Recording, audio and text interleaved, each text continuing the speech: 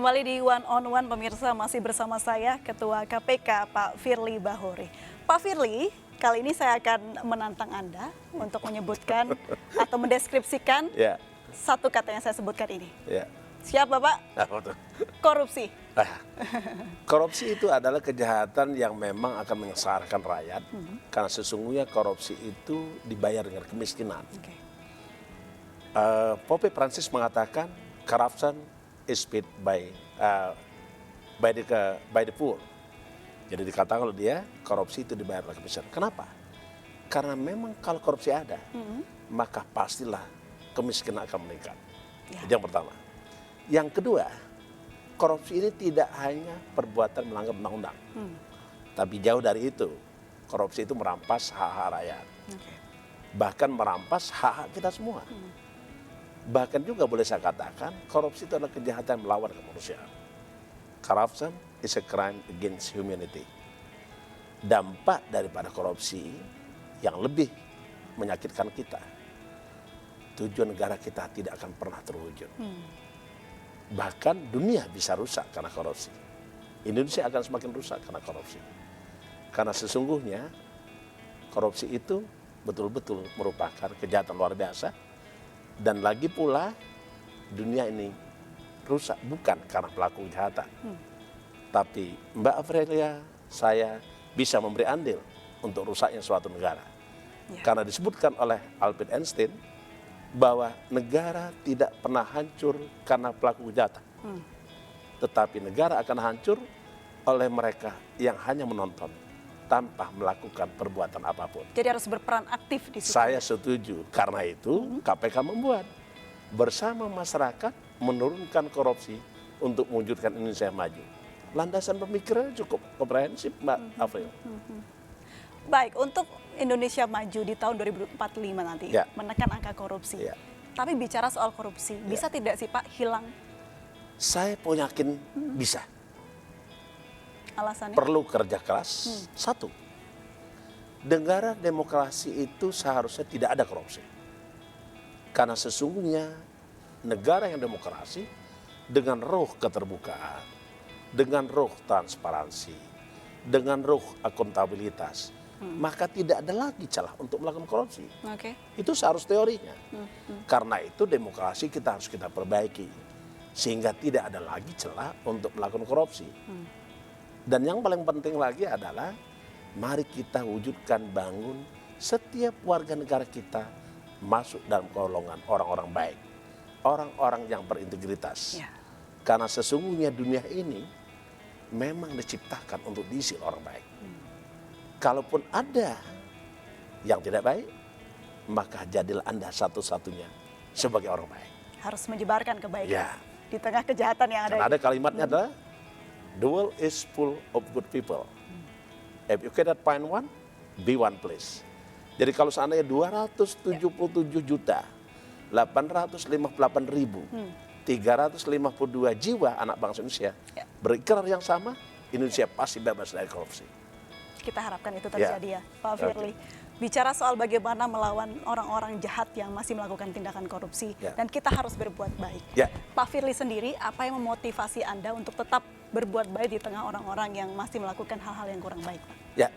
Karena sesungguhnya mari kita berbuat baik, sekalipun kita tidak akan pernah disebut sebagai orang baik. Karena sesungguhnya perbuatan baiklah yang akan menemani kita setia sampai kapanpun, baik dunia maupun akhirat. Boleh jadi hari ini kita menikmati kebaikan kita, tetapi karena kebaikan kita, boleh saja angka usia kita terbatas pada angka-angka. Tapi karena kebaikan kita akan membuat usia kita lebih jauh dan panjang. Saya percaya Pak Firly juga manusia biasa. Pemirsa juga pastinya penasaran begitu ya. Pak Firly ini ada support system tidak sih selama ini dalam karir Pak Firly? Yang pasti adalah kunci utama saya menjalani hidup ada 3 kata. 1 bersyukur, 2 ikhlas, dan ketiga bersabar. Bersyukur, ikhlas, dan sabar merupakan satu sistem. Bersyukur, ikhlas, dan sabar menerima apa yang telah diberikan, dan teruslah bersyukur, ikhlas, dan sabar menanti apa yang akan diberikan oleh Allah SWT, Tuhan Yang Maha Esa. Itu konsep saya. 3 sistem yang 3 Bapak sistem anut. itu. Baik. Sebagai pimpinan KPK ya Pak, salah satu pimpinan KPK yang tadi Bapak sebutkan.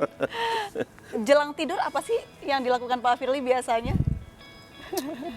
Yang pertama, saya tidak bisa tidur sebelum sholat. No, baik. Karena saya muslim. Itu pasti. Yang kedua, saya akan lihat media sosial saya, Oke.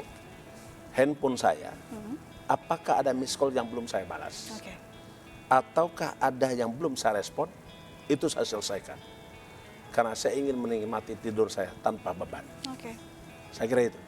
Itu yang dilakukan ya. Ya. Sebenarnya seperti manusia pada umumnya ya Pak ya. Ya, sama aja. Sama aja. Ya. Tidak ada beban yang mungkin Nggak ada, terpikirkan begitu Pak. Nggak ada. Ya kita kembalikan. Kalau beban itu pasti ada, Ya. tetapi sesulit-sulitnya beban pasti ada kemudahan. Dan itu dijanjikan. Seketika ada kesulitan, di balik itu pasti ada kemudahan. Oke. Pak Firly, ada mimpi tidak yang belum terwujud? Kalau yang tidak terwujud berarti itu bukan mimpi. Itu cita-cita. Cita-cita. Berarti selama ini sudah cukup puas dengan hidup Pak Firly atau seperti apa? Ya, kita bersyukur, tadi saya kembalikan, bersyukur, ikhlas dan sabar. Itulah yang membuat kita Iya. sehat, itulah yang membuat kita bahagia. Baik. Menarik sekali perjalanan karir Pak Firly. Boleh saya singgung sedikit ya Pak Firly ya? Ya, silakan. Anda sempat gagal masuk Akabri betul ya Pak Firly? Betul. Berkali-kali bahkan. Banyak banget. Banyak banget. Iya. Nah, apa arti perjuangan bagi Pak Firly? Ya, perjuangan itu memang tidak mudah. Tetapi suatu saat dia akan terwujud. Apabila kita betul-betul bersyukur dengan apa yang ada, ikhlas dan sabar. Saya kira itu. Saya daftar Akabri cukup panjang, lama, sampai 6 kali. Oke. Mungkin tidak ada yang memiliki rekor terlama untuk mendaftar Akabri 6 kali. Sejak tahun 82 sampai dengan tahun 87. Jadi saya kira cukup panjang, tapi itulah yang harus kita jalani. Karena sesungguhnya apa yang kita terima, itulah yang terbaik bagi kita. Apa yang kita terima, itulah yang dibutuhkan oleh kita. Boleh jadi yang kita terima bukan yang kita inginkan, Ya.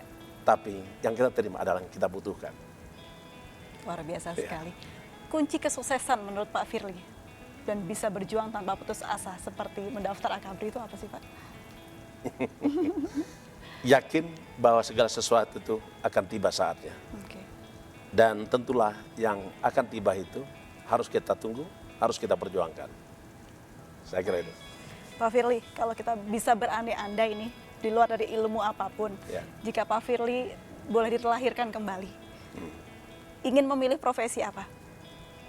Ya seperti sekarang. Seperti sekarang. Ya. Saya Alasan tidak memilih apa-apa.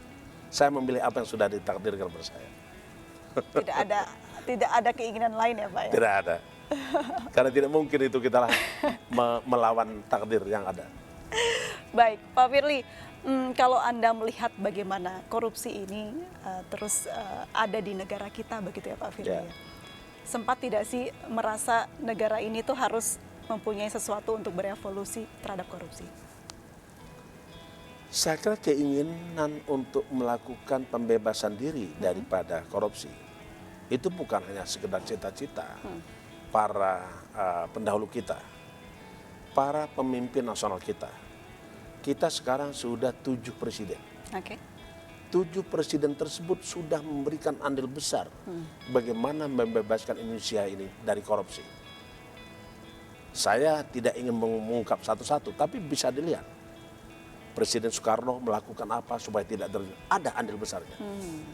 Presiden Soeharto ada andil besarnya. Habibie ada andil besarnya. Gus Dur ada andil besarnya. Megawati Soekarno Putri ada andil besarnya. Termasuk hari ini Presiden kita Jokowi ada andil besar.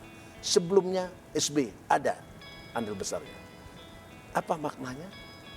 Artinya setiap anak bangsa, siapapun pemimpinnya, ingin Indonesia bebas dari korupsi.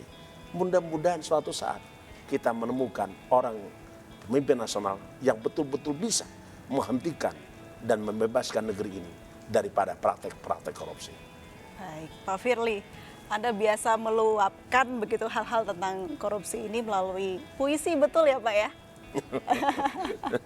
Sudah berapa banyak puisi yang Anda ciptakan Pak? Kalau tidak salah catatan saya terakhir membuat puisi yang ke-32. 32. Itu tanggal 13 Juni 2022 yang lalu. Itu yang terbaru. Ya, saya memang tadi saya sempat tanya di ajudan saya, puisi terakhir saya buat tanggal berapa?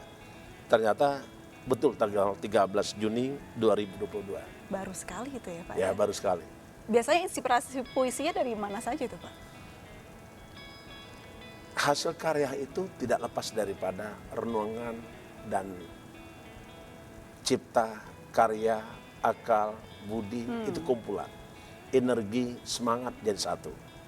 Seketika kita menginginkan sesuatu, bisa saja kita tuangkan di dalam satu bait, kata, untaian kalimat, paragraf, dan menjadi bentuk puisi.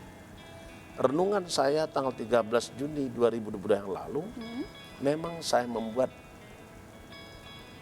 boleh disampaikan ya judulnya? Boleh dong Pak. Judul puisi yang saya buat adalah, saya berkeinginan Indonesia ini bebas dari korupsi. Oke. Karenanya keinginan tersebut saya bingkai dalam satu judul puisi saya, Kerinduan Tak Bertepi. Kerinduan tak bertepi. Baik.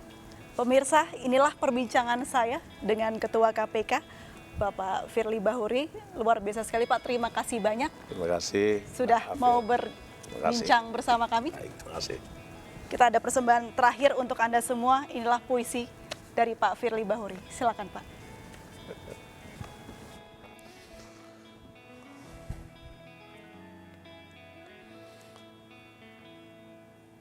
Kerinduan Tak Bertepi oleh Firly Bahuri. Hidup itu memilih. Hidup itu berencana. Berencana untuk menyongsong hidup dan kehidupan. Kehidupanku adalah pilihanku. Pilihanku menentukan perbuatanku. Perbuatan ingin bertemu dan merindukan sesuatu. Indonesia bebas dari korupsi. Jika aku rindu kekasihku, ku tatap bulan di atas sana, pupuslah kerinduanku. Jika aku rindu kepada Rasul, aku peluk dan kucium anak yatim piatu. Seketika aku rindu kepada Sang Pencipta, aku bersujud. Aku bersujud di atas sajadah Indonesia. Namun kerinduanku yang tak pernah bertepi, kerinduan menjadikan negeri Indonesia yang bebas dari korupsi. Negeri tanpa korupsi, rakyat Indonesia bersenyum, berseri-seri. Negeri tanpa korupsi, anak Indonesia bisa mewujudkan mimpi-mimpi. Negeri tanpa korupsi merasuk kepada seluruh negeri. Mari kita wujudkan negeri kita bersih dari korupsi. Terima kasih.